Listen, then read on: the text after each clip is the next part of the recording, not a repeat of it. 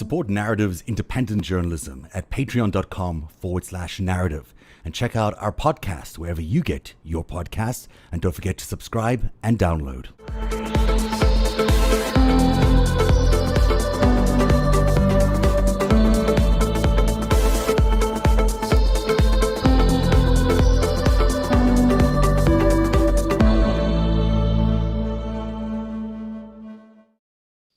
It's a very late night for all of us. We don't normally broadcast at this time, so you can expect something really punchy tonight as we analyze the debate that just was, the first debate of this presidential election campaign. And boy, it was interesting. Let me welcome Noel Kassler, Sherry Jacobus, and Greg O'Lear. Welcome, everybody. Welcome to the show. Hey. I'm going to just go around the horn here. I know what I thought, but let's start with you, Sherry, because you are a former Republican operative. Strategist, call it what you will, someone who was really familiar with the game plan. As you were watching tonight, what did you think of tonight's debate? I thought that Trump was the monkey in the zoo flinging his own poo at the moderator and his opponent. I mean, that's what it was. This was unbelievable. I am a former Republican, and if I had ever been thinking that someday I would return to the party, I think this pretty much convinced me that never I just can't in my lifetime. I can't. Anybody that is supporting this, can I curse on your show? You can curse. It's a curse-friendly Anybody zone. who is supporting this shit show, Trump, is just not anybody to be taken seriously. And I don't want to be, they can say they're reformed later on or they didn't know any better, but this, I can forgive them for maybe 2016, but this is ridiculous. I've never seen anything like this before in my life. I think that Chris Wallace, he's taking a lot of heat on Twitter and social media. I haven't seen that. Is he taking a lot of heat? I haven't seen that. Why is he they're saying that he's horrible. Look, a moderator has to be willing to cut the mic, and that's all they needed to do. They needed to cut Trump's mic when it was not his turn to speak, period. And instead, I think that somebody somewhere liked this shit show. Yeah. They liked the poo flinging, and they think it's great for ratings. We are back in 2015, 2016. I mean, it is one of those things that does make for good ratings. And, at the end of the day, you've got two men there that have to handle themselves, and they have to be able to handle challenges from other strong men or other strong leaders, other strong people around the world. And, that's part of real life, as much as Chris Wallace can be there to sort of step in. I thought it was a bit of a tie, to be honest, between the two of them. I thought Trump definitely had won on style. I mean, he was just more... he's just a much bigger personality, even though clearly Biden wins on everything else. But, style matters a lot in these. Depends what people are looking for. I don't know. Greg, it was embarrassing. Greg, what do you think? I think I don't know. I think I've come around. I think I'm going to go full MAGA now. I think he sold me tonight. So,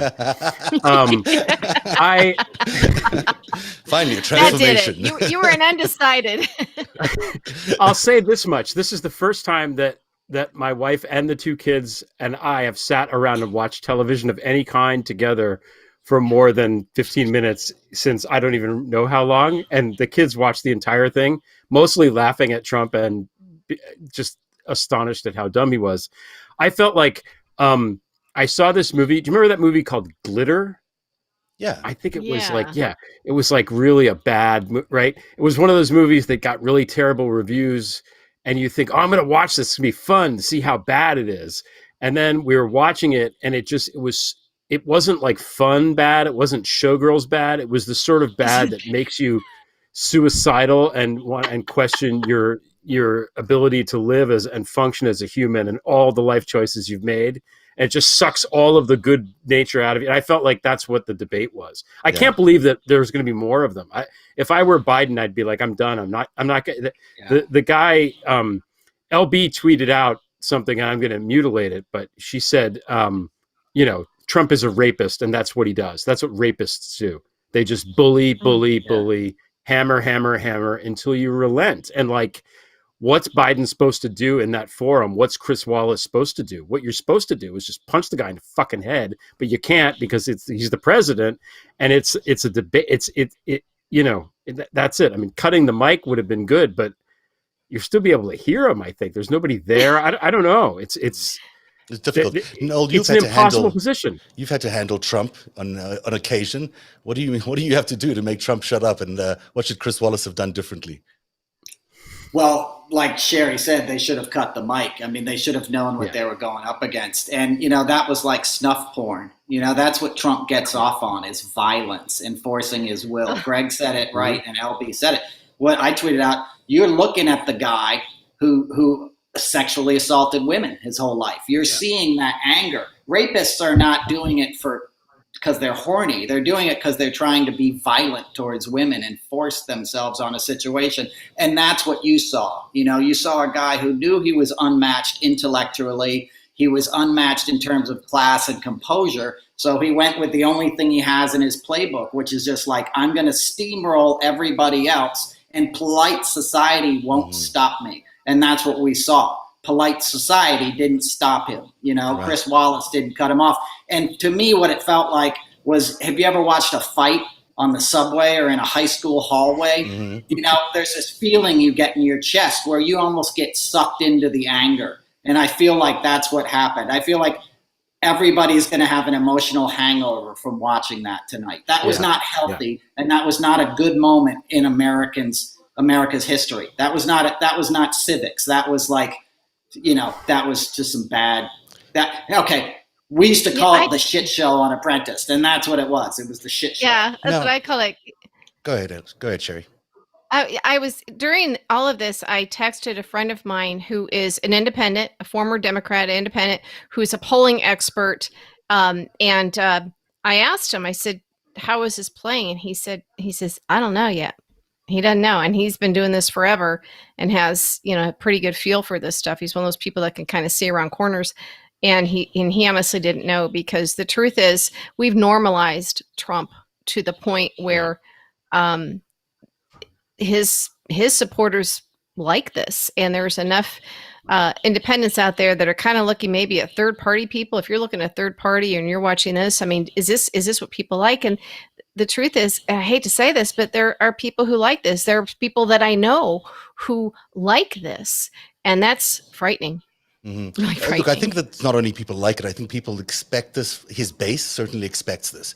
His base is expecting him to stand up to the liberal left and to do, rub his nose at polite society, and he did it. So in fact, I think that part really works for him. The fact that he's impolite and he's rude and he's gruff and he doesn't follow the rules. That's sort of why they elected him. The problem is his policies suck, and they're ruining the country, and democracy is at risk. And I don't know if that came out enough the stakes weren't emphasized quite enough, I thought, by Biden today. In the next debate, it would be great to see if those stakes could be, underlined a lot more, even though Biden did a terrific job on a bunch of things. I thought he really did well on healthcare. He really did well on race. Those two things really stood out for me as being exceptional. What were some of your highlighted points? What were the things that worked for you? Let's start with Greg. Well, I mean, when he called him a clown, I mean, that was just great, because you have to, honestly, at this point, you need the zingers, and that's when the entire household here erupted with laughter and rejoicing. And the other time when he'd said, "Oh, just shut up already," or whatever he said. What was the exact phrase? He said, "Yeah, would you please just shut up?" Yeah. I mean, because you think to yourself, what you're in this position, what are you even supposed to do? I mean, the polite thing, I think he handled it very well, in a sense of he's trying to be calm. There was a lot of times he just looked at the camera and sort of just said, "Please, I'm begging you, let's talk about this. Let's get out of this bubble of crazy." And he didn't really take the bait. When Trump was hitting him about Hunter, all he said was, "We could spend all night talking about your kids." And he didn't go there. And I wanted him to go there. I wanted him to say, how much money did Ivanka make in the White House this year? Why is she working in the White House? Right. And I thought, when he said at the end, trademarks and all of that. Can we stop at Hunter a little bit? I want to explore Hunter a little bit more. Do you think that landed as an issue for the Trump campaign? It's felt to me like the left has sort of ignored this. And it showed up predictably tonight. Does it resonate out there in MAGA land? Any of you? Go ahead, Sherry. I think it does. In Magaland. Yeah. Yeah, it does in Magaland. Yeah. I think that it's Magaland. I think that, as Greg just pointed out, if you really want to match up the kids, is this a conversation that Republicans really want to have? So I think it's one of those things that gins up the base. I do know that Trump's ceiling is 46%. We've got about 7% in there still to play with. That Biden needs to get. And of course, you have to break it down by the Electoral College. And now we're actually talking about having to break it down so that this goes all the way to the House of Representatives, where each state House delegation gets one vote. We're slicing and dicing it, looking at Montana as a full delegation, Alaska as a full delegation. But I think part of the problem here and the challenge for Biden is he can't cover the entire waterfront. There's just so much there with Trump that he's been normalized to the point where, for Biden to have to pick everything up there. And that's why I don't think that the Hunter Biden situation, the appearance of impropriety, not the appearance of out now, not crimes, the way that the Trump kids have. I don't think people understand it. I don't think they care, because if you're on the fence and you're going to care about what the kids are doing, it's very, very difficult to try and understand the Hunter Biden situation, where he maybe got some favors, but nothing illegal, I don't think. And then you look at the Trump kids, it just doesn't wash. So I think it might be too late in the game for it to do anything to get Trump over that 46%. But again, as we found out today from some of the polling, the danger now is some of these third-party candidates in certain states. Mm-hmm. For Biden. Yeah, that's really interesting. And we should talk about that in a bit. Also, the idea of the not paying taxes, I think, has really struck people really strongly the last few days. I've seen a couple of things on television and certainly on Twitter as well, where people are just being struck by the unfairness of it all. Like, I mean, it's just, and Biden smartly released his tax records just before the debate tonight. He had paid $300,000 of taxes last year on $1 million's worth of earnings. That's $300,000 versus $750 for this super rich guy. How do you think that was handled tonight, and what kind of impact do you think that's going to have on the electorate? No. I think the taxes is the issue they need to hammer him on. And what I haven't heard pointed out a lot is that all of his businesses rely on a governmental infrastructure. He owns golf courses and hotels and buildings, all of these things where his customers drive on roads that are paved by U.S. tax dollars. He's taking, from our government and from our tax monies to run these businesses that he's not paying taxes on. And I think tonight, Biden definitely missed an opportunity. Trump kept saying the $3 million, for Hunter Biden. And then Trump said, my kids gave up a fortune to come and work in our government, Right. And I think Ivanka declared $87 million last year that she profited, right. that she made a lot earned. more last year than she did the year before, in government, where she's supposed to be serving the people. What do you think, Greg, about the tax issue? How's that going to play? I think it's the most important thing. I mean, I think having the number 750 is a gift, and it was cool that Chris Wallace. I mean, I like that Chris Wallace brought it up, and Trump didn't. I mean, he fudged around it, and he lies anyway. But I don't know. I felt like Biden could have hammered it home. I think I'm almost not the right. I'm not the right audience. Like, I'm already so in the camp that I just am. But I watched it trying to think of what somebody watching who maybe hasn't been paying attention that much might think. And I think he was really just trying to appear as the antidote or the antithesis to the raving madman who's lying and interrupting all the time. And in that sense, he did, I think, a good job. But if it were me, I would have liked more digs. I would have liked, $750, 204,000 dead Americans. $750. Those are the two numbers. Just repeat them over and over and over. And the fantasy about, I think he did a pretty good job with the COVID stuff. I thought pretty good. Yeah. I think he really won that. Yeah. I think he because those to me, those are the two things. The taxes are new, but the COVID thing is very real. It cuts across. It's not exclusive to one party or another, certainly. So, it's going to affect everybody. Everybody knows somebody that's had it. People know people that have died from it. It's a universal issue at this point. So to bring up how badly he's mangled and mismanaged this, I was disappointed not to hear the name Kushner once. I think that if you threw acting president, and if he were to say, well, as acting president, Jared Kushner decided at Trump, I think Trump would lose his fucking mind. Mm-hmm. And I would have liked to have seen that happen. Especially with coronavirus. Trump already lost his fucking mind. He already lost his mind. You don't need to bring up Kushner. Let's talk about Dr. Fauci, because he came up as being the guy who either did support masks or didn't support masks. I think Dr. Fauci is going to be the one person that's going to be arbitrating this tomorrow and figuring out. He's got a very delicate balance, because he's, on the one hand, Trump is going to be saying, you better go out there and tell people not to wear masks, when clearly people should be wearing masks. And, more than anything else, the coronavirus is the front and center of everybody's lives right now. It's the thing that people are worrying about the most. Their kids are going to schools that, they're at risk being infected. We're all mostly stuck at home. Otherwise, there's just a pervasive worry around this, and the situation is not getting better. How did he do anything? Did Trump do anything to defend himself in any way today that would have convinced anyone who, in the middle of the country, especially in those battleground states, that he's doing a decent job? No. Go ahead, Norm.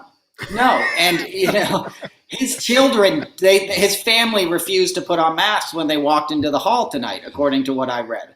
So his own family didn't follow the rules of the Cleveland Clinic, who was overseeing the health, one of the top medical institutions in the country. So, and one other missed opportunity was the name Herman Cain. Trump said they're fine. Yes. When Biden pushed him, he said, those rallies are fine. Say they wasn't fine with Herman Cain. Right. And that was a missed opportunity that and they were not all outdoors either. There's one of them was indoors, and that was the Tulsa killed Herman Cain. Yeah, so I mean, it's not true for Trump to be saying these things are being held outdoors, and there's definitely not social distancing there. And the truth is, we all know that he's not doing anything about this virus. I thought there was one particular line that Biden did so well when he said there are people sitting at their breakfast tables where there's an empty chair. I saw something to that effect. And people can't, you can't argue against that. That's just the truth. And the man who's responsible for that is Donald Trump. The other really effective line was the 1 in 500 African Americans. I thought that was really hit home. That's brutal. I mean, people. So sad. It's just awful, and it is African Americans, and it just brings back the worst kinds of feelings of genocide and ethnic cleansing, and the worst of people, and certainly not something America feels, would ever relate to in any way. Now, they still are backing him in the middle of the country in these battleground states. There's still 45% of people backing him. How does that happen? Well, I can tell you how it happens. He's got them convinced that it's all a big lie. I was around a group of people outside safe social distancing over the weekend, and there was one individual in the group, kind of a newcomer, who insisted that, not really sure if people are really dying from it. They, we know for a fact they're filling in death certificates and filling it in when they didn't even have it. It's like, no, I don't think so.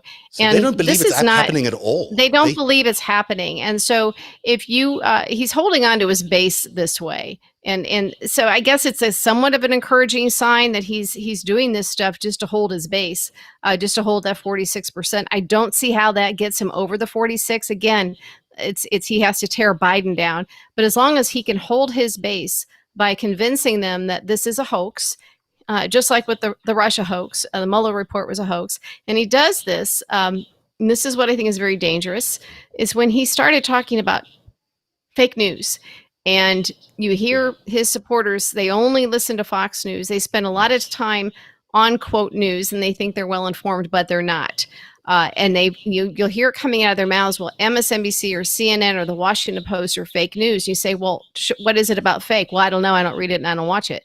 So that's a very dangerous thing when you have people who really believe, they're being told, believe only Fox News, watch only Fox News, don't listen to anyone else.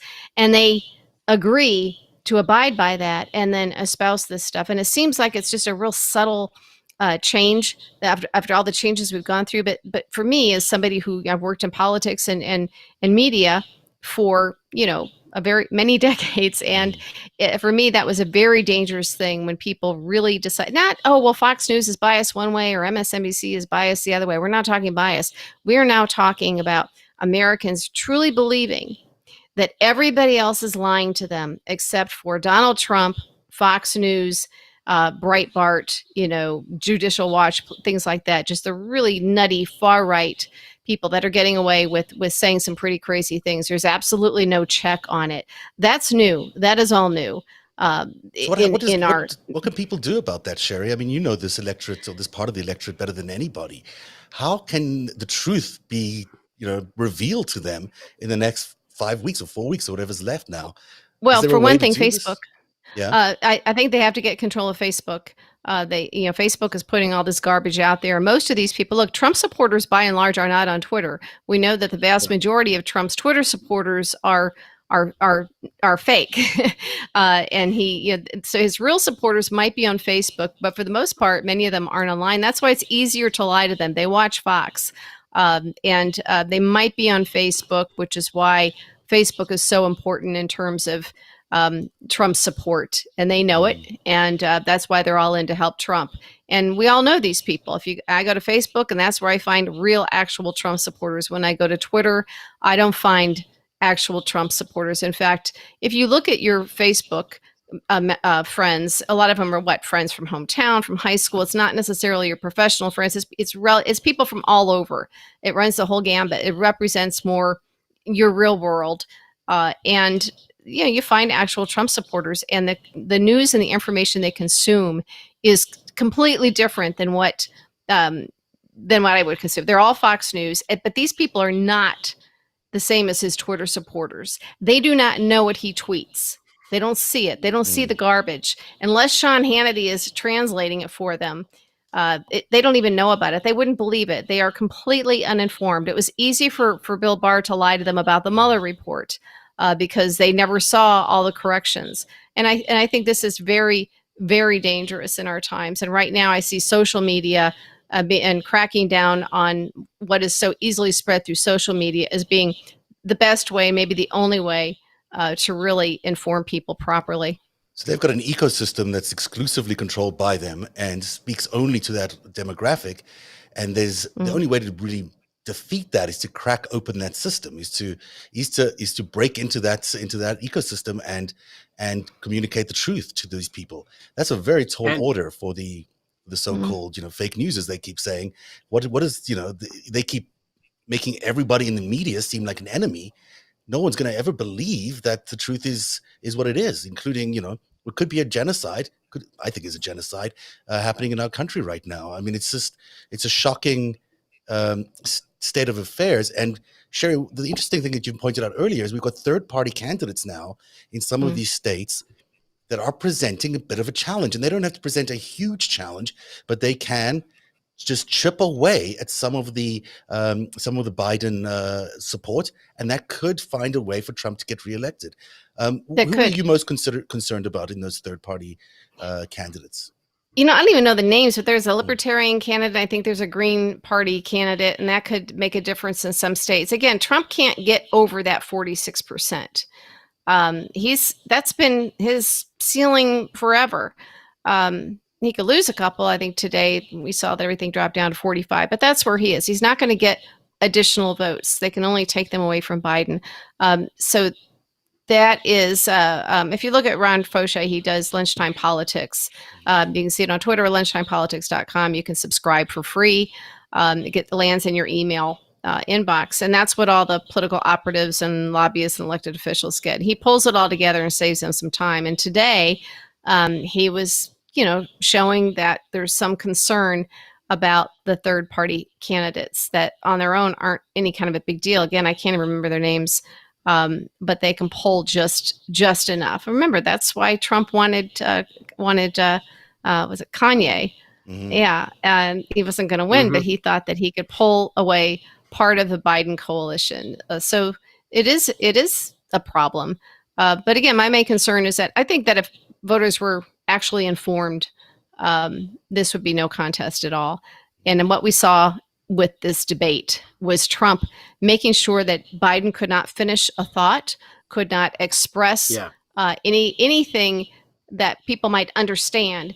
He couldn't get the sentence out. There was something, just the most basic fact. So Trump knew that the way to make sure that his supporters never know the truth is to just keep interrupting, right, so that the thought never gets out. So, Biden might have been able to finish a sentence in bits and pieces, but he was never allowed to complete the thought so that he could talk to the American people. If I could just add one more thing, at least he looked into the camera and was trying to talk to the American people. Trump was turning to Biden and screaming at Chris Wallace. He wasn't trying to talk to the American people. He was trying to make sure that Joe Biden could not. Mm-hmm. Yeah. That was the sole purpose. That's a very, very good analysis. That's really smart, Sherry. Mm-hmm. Noel, you also said to me before we got in the air about the physicality, the difference between Trump's physicality and Biden's physicality. Do you want to talk a little bit more about that?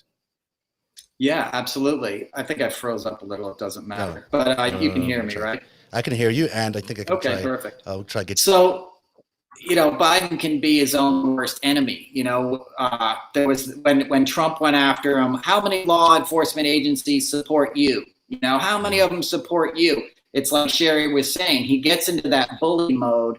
And if I was an acting coach, to Biden, I'd say, don't put your head down. He put his head down when Trump said that. And I guarantee you that is going to be a clip that goes viral, probably already by the time we finish this podcast. They're going to have him looking defeated, and they're going to have a chyron that says law enforcement doesn't, support Joe Biden.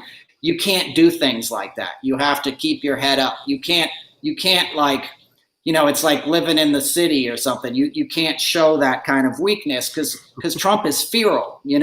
He's a guy on a subway who's looking. He's a predator. He instinctually goes after people's weak spots, and that made Biden look weak. Even though Biden is not weak, it looked weak because Trump was yelling over him and saying the law enforcement stuff. And like Sherry said, he doesn't want Biden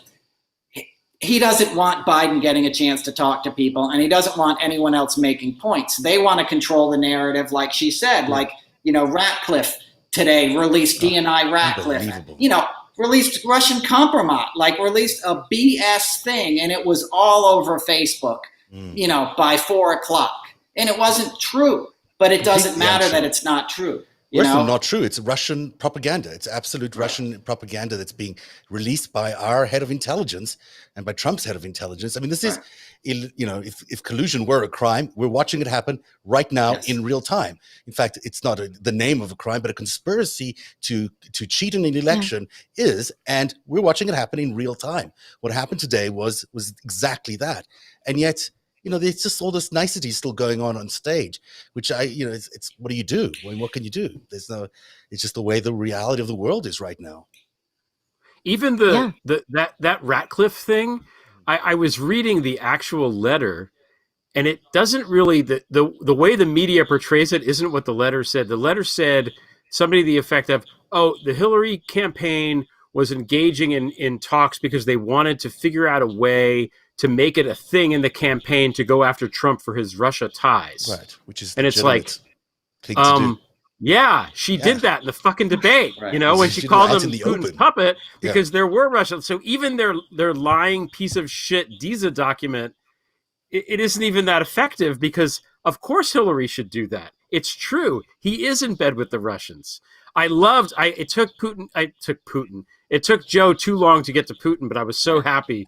Before, in the closing thing, I said to my family, I'm like, come on, talk about Putin. Yeah. And then I clapped a lot when he did, but he should have. Putin's puppy as well, which I quite like. That'll be a hashtag puppy by the end of today. Yeah, I don't think he meant to say that, but I think it was really great. But it's going to stick, I think. No, it's better. Noel, because he hates dogs too, Right. He doesn't have one, right? Noel, you mentioned, we spoke yesterday about the New York Times expose about the taxes, which has been incredible. And the follow-up was about how much money he made off The Apprentice, which you worked on as well for 7 seasons, maybe longer. 6 seasons, all right. Yeah. So what world happened there, and the transformation of Donald Trump from beginning to end. What was your thoughts about that piece? And do you think it completely gave people a picture of the financial incentives that surrounded The Apprentice for Donald Trump? I think it absolutely did, and I've been speaking out on this stuff for a couple of years. And what I would always tell people is that it was an illusion. I think the last time or first time I was on your show, I talked about how when Mark Burnett showed up at Trump's office, the furniture, the couches were all threadbare. The furniture was all dented up. And there's like 12 people working there. And they were like, you don't look like a billionaire. So they had to go out and rent the furniture, So they created this image, which is easy to do in television, to make him look powerful and flying around in a helicopter, when in reality he was broke, so much so that that's why he signed up all his children. They all came on the show so they could get a SAG-AFTRA wage and a per diem, wow. 125 cash a day. And they would ask for double per diems. You worked in TV. They would go to the production coordinator and say, I didn't get my per diems for the week. And they'd be like, I already gave it to you. And they'd be like, no, you didn't. And they double dip. And, that's how petty they were. So they were a family of grifters, getting a free ride, free lunch. I wasn't exaggerating. They would take the craft service. That's why serious? I call Eric Trump. Yeah. He would take all the Twizzlers, those big boxes of red Twizzlers. He would take them. That's where the nickname Twizzlers comes from. Oh my God! I didn't know that. That's fascinating. And Don Jr. would take the power bars. The Cliff bars that are like $2 a pop. They're those petty. Are expensive, right? Those are. I know, but I'm saying, look, if you're a billionaire's kid in real life, you're doing dressage. You're riding horses up in the countryside. You're on a catamaran somewhere. These kids are hanging out on a set in New York City trying to get free craft services. So the point is, they were broke, but like you just mentioned, there's a ton of money in it because Trump knows he is charismatic. Whether we want to admit it or not, his name and his bluster, if you get him in the door, he's going to license that. So that article pointed out the businesses that he was involved in all went into the ground. But the ones that other people were running were actually kind of profitable because he was just lending his name. And some of them ACN, video teleconference phones, were completely corrupt. But he didn't care. It's a 99-cent Big Mac or whatever it was, that he got his first lucrative commercial. Right. Or a video phone or a real estate seminar. I'll teach you how to be rich. He's a grifter. So any opportunity to make money, he's gonna. And that's what he's doing in Washington. He's not interested. I mean, there's the fact that he's faked so much of this, the fact that The Apprentice was such an illusion. I don't know if that's really sunk in yet. And it's a real opportunity, I think, for Democrats to really push this through, because one of the things that makes the MAGA world so supportive of him is that they've been indoctrinated for 10 years in The Apprentice. They were able to, they think he's a successful businessman and he's not. But there's a real opportunity now to hammer that home, that he is a fraud. There was nothing real about that, and more than that, there's millions and millions of dollars that he's stolen. And that's the thing right there. Yeah.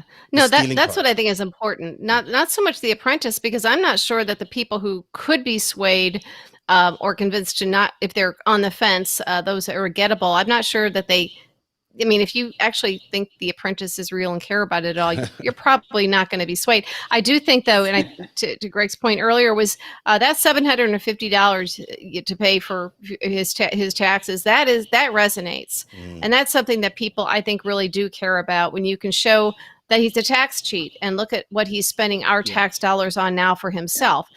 If everybody did what Donald Trump did and not pay their taxes or only pay a fraction, then Donald Trump wouldn't be able to pay for, the golf carts for the Secret Service and all of his golf trips and all the money that he's taking from us. There'd be no money for that.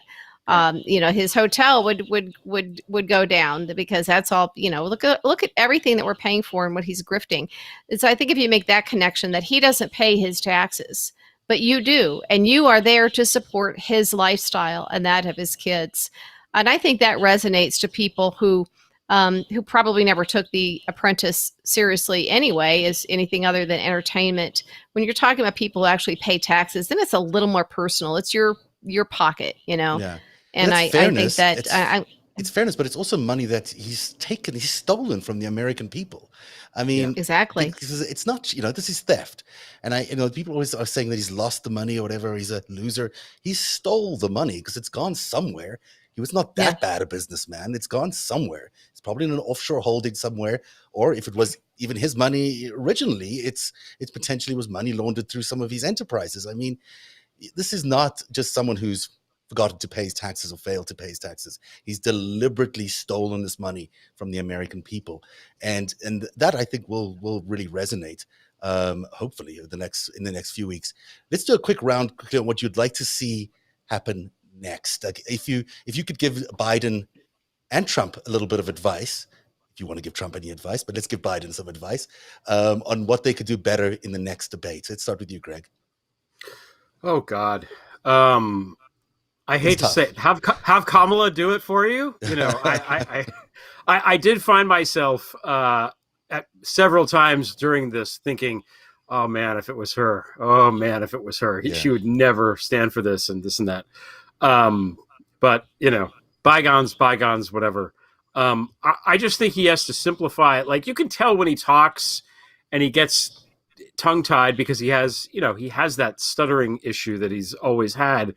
You can tell he knows what he's talking about and that he's smart, but I really wish they would just simplify it and it's just about the numbers, 750, and then whatever the death toll is. That's it.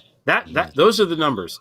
This is what he's supposedly worth. How much did you pay? This is what he paid. Because Sherry, I think you're right. When he was first elected 4 years ago, I wrote a piece called "How to Get Rid of Donald Trump: An Action Plan," which a lot of people read at the time.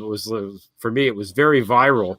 And what I said was, this guy's stealing. He's not paying taxes. The conflicts of interest are so rife and so disgusting that the Republicans tend to be people that don't like to pay taxes that much. So if they understand how much money this guy's taking out of their pockets, they will get pissed off. Because one thing people don't like is to be made a fool of and lose money, right? That's what I thought 4 years ago. And then I learned about the Russia stuff and I was like, okay, maybe this is the way. And I went down in that direction. But I haven't changed my thinking that if people really understand just how much money he's stolen, they would be pissed off about it. I mean, I'm talking about, Trump is torch and pitchfork, pissed off because he's an old school, like the guy in The Music Man. He's going to sell you the instruments and leave town. That's who he is. Or a Russian oligarch for that matter. He's going to skip town. He's going to take everything of value. He's going to steal the shower curtains out of the hotel and then he's going to be gone. That's who he is. That's who he's always been. And Biden needs to frame him in those terms, I think. I don't know how to do that, but what did you think about the peaceful transition of power? Did you feel like I missed some of that at the end as I was setting up here, but I felt like that was a contentious issue, and especially as it related to, he was just arguing that there's not a lot of fairness for the Trump campaign, which is ridiculous because they've got a post office system that they're rigging. They've got this entire infrastructure. They've got foreign collusion. They've got the Russians and the Chinese doing work for them in trying to subvert these elections. And yet he's somehow claiming that he's a victim of fraud. I mean, that's outrageous. What do you think they could do about that? I could feel Sherry's blood pressure going up from here. Yeah. Okay, Sherry, what do you think? No, I mean, he's getting away with it. He was saying things tonight that have already been proven false. And he even claimed that all of those 9 votes that they found in a trash can in a wastebasket in Pennsylvania were all for him. And because that's what people want to do. If they're trying to get rid of votes and hide them, they throw them in the office trash can rather than take them down the river or burn them. And that obviously has already been out there, that it wasn't fraud. It was a mistake. It was a temporary worker. And they thought they were following the rules set forth by the Republicans. Trump knows it's a lie. So, there's the only fraud that's out there is him. He's already let us know that what he wants to do is create chaos. He's not going to accept the election results. And we've known for a while, as sad as it is, that Biden has to win decisively and by a landslide in order to actually have the will of the people be accepted. And we have these extreme situations that people say it's not going to happen. You're not going to. He expects it obviously to go to the Supreme Court. He's admitted this is why I want a Supreme Court justice. They didn't care about it in 2016. Yeah, in 2016, Republicans were absolutely fine with having 8 justices and making sure that almost 1 full year before Barack Obama's term was up, that he was not going to have his person confirmed or even get a hearing.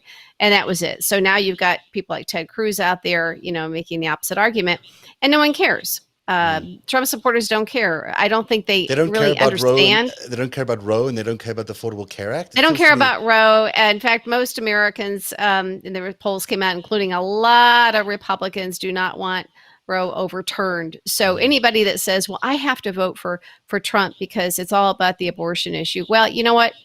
He had the White House, the House, and the Senate. He's never done anything about it. And frankly, he's not going to do anything about it. Republicans don't want to get rid of the issue. I'm not sure Democrats want to either, but Republicans need the evangelicals, part of their coalition. If they really cared about all but eliminating the need for abortion and really eliminating abortion, they'd be, and I've said this before, they'd be handing out the morning after pill, like from Pez dispensers everywhere. It's cheap, it's safe, and it takes 72 hours for someone to get pregnant after they've had, say, unprotected sex. You don't hear so much about it. The morning after pill is not the abortion pill. But if this were widely used, if everybody knew about it, the evangelicals would not have any reason to vote Republican. There'd be nothing there. They might actually have to try and be actual Christians and look at things they might want to be focusing on, like kids in cages and, civil rights and what's been going in Black Lives Matter and things like that. So the abortion issue is nothing but a political hammer that Republicans want to use to beat Democrats over the head. They don't really care about the issue. And this means that's resonating with, must resonate. Do people want the Affordable Care Act, Obamacare? Yeah. I don't think they quite understand what this might go away. the November. I don't think they understand what the Supremes are actually going to be doing on November 10th. And I don't think they understand that with 7 million Americans infected with COVID, just that we know of, and these are just the ones who have been tested, that millions and millions of us are going to have long-term or lifelong health issues because of COVID that will be pre-existing conditions. And so it is one of the worst travesties I've ever seen, that Republicans, Trump, are out and out lying about what their intentions are with regard to pre-existing conditions and what they're going to be doing on November 10th. And the so-called executive order is just, this is something that's going to cost lives. This is something that's going to affect Americans more than anything else. And they're being lied to. Yeah. What can Biden do differently in the next round if you were giving him advice? First of all, I think that his people need to have a serious conversation with the next debate moderators and maybe with the debate commission. And they must adopt a practice where the mic can be cut off, period. And it'll happen only once Trump is embarrassed and the mic is cut off. And it has to happen. It absolutely has to happen. And have them standing far enough apart where if Trump starts screaming, it simply won't matter, or he'll be really embarrassed. But if he knows his mic is going to be cut off, I don't think he'll do it. He's a showman, so he knows the impact of that. As Noel, I'm sure, knows. Yeah. And so that's the best thing they can do. Otherwise, Biden has to continue to look in the camera. And I forget which one of you guys noted that he shouldn't look down. Was that? I forget. He should not be looking down. Yeah, no, he's right. He should not be looking down like that. I think that having a couple of good zingers is good.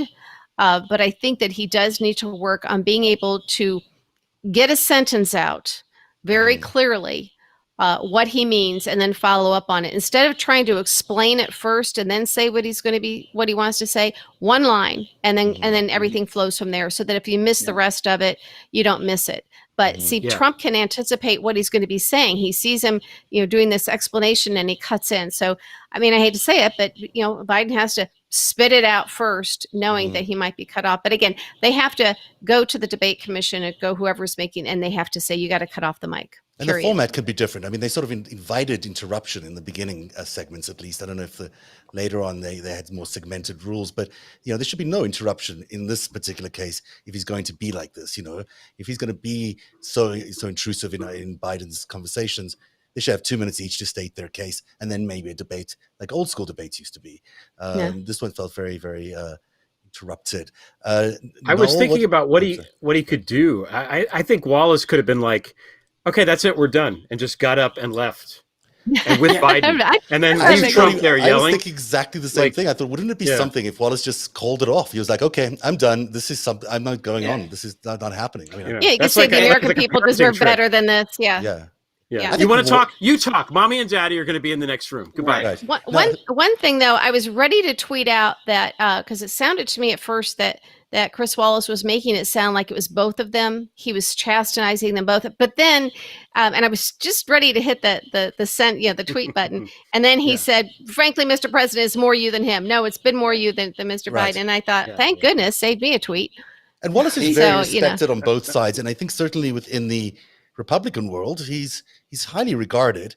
So he's leaning against Trump on that, at least on the interruptions, will hold some sway, I think. You'd think. I don't know. Sherry, does that work in? No, does it really MAGA's going to hate Chris Wallace. They're all going to attack him now. Remember what they did to Megyn Kelly? And he even laughed half years ago. Yeah, that's true. Chris even laughed at one point along with Trump, which I thought was somewhat unforgivable. Yeah. Can I just say one thing? Sherry and Greg made some great points. If I was coaching Biden, I would tell him to practice for the debate or think about the debate as if somebody was watching it with the sound off, because we communicate with much more than our words. So I would have him train as if, he was going to make his point in confident sort of physicality, not the aggressive, confused, belligerent, nature that Trump would have if you turn the TV off. But like Greg and Cheryl said, confident one-liners. Hey, buddy, you charge the Secret Service more for a golf cart than you pay in your federal taxes. In a year, you charge them more in a day. It's a really good point. People are unemployed right now. We got one check for $1,200 6 months ago. Things like that. How much does a good bottle of wine cost at the Trump Hotel? It must be well over $750. I mean, it's just the insanity of how much he paid in taxes is insane.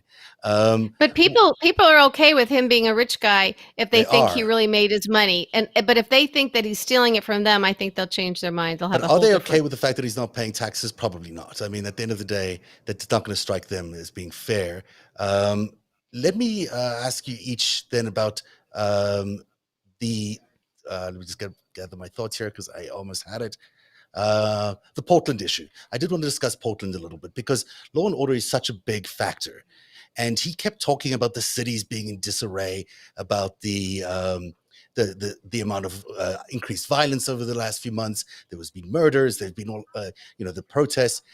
His law and order message is actually working a little bit in some of those territories where people are concerned about this, just a lack of law and order. I think he actually did pretty well on that because I don't think Biden was able to counter that as effectively when you think about how much of the violence is actually caused by people that we now know are like Russian operatives. In Portland, for example, we know that entire organization who held that rally preceding that violence, this guy has some roots with the Soviet Union. He's of Ukrainian descent. He's got some criminal history. So there is something in there that I think we can, that Trump might be doing to accentuate the violence or to accentuate the tensions in these cities. And yet he's the one, again, who's saying he'll be the one who comes in and fixes it. Do you think that issue of law and order is working in this world for them? Any of you? Can I jump in real quick and then I'll shut up? Yeah.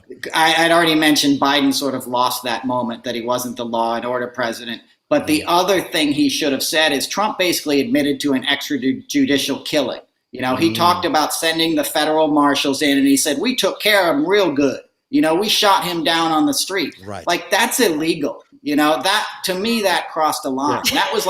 That was like the guy in the Philippines, Duarte or something. Yeah, exactly. You know what I mean? He was just like, I killed that scumbag. Like that's not who we are. We arrest people and bring them to trial, and they get tried by a jury of their peers. We have law and order, but it's fair and it involves due process. So I think Biden needs to to somehow make that equivalency. Like, yeah, sure, I want safety in the streets, but I don't want armed thugs killing innocent people before they get a chance to, have their day. We also don't want outlaw presidents, and an attorney general that's spending all his time covering up for that president and every one of his cronies.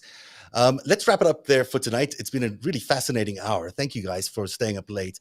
It is late, and we'll do it again next time there is a big debate. I don't know when the next date is. Do you guys know when the next one is?